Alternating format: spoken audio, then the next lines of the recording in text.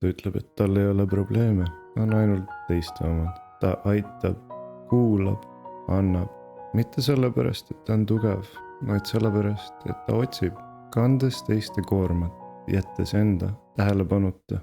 Ta loodab, võib-olla seekord nad näevad teda, võib-olla sellel korral nad jäävad, ta ei palu abi.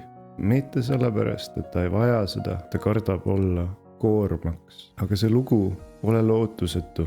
Tervenemine algab siis, kui ta mõistab, et ka tema valu loeb. Tugevus pole vaikus. Tugevus on öelda, ma vajan abi, isegi siis, kui hääl väris. Sel hetkel, kui ta maha istus ja ütles, ma vajan abi, see oli kõige julgem tegu, mida ta on teinud. Teraapia ei parandanud teda üleöö, aga see andis talle midagi, mida ta pole ammu tundnud.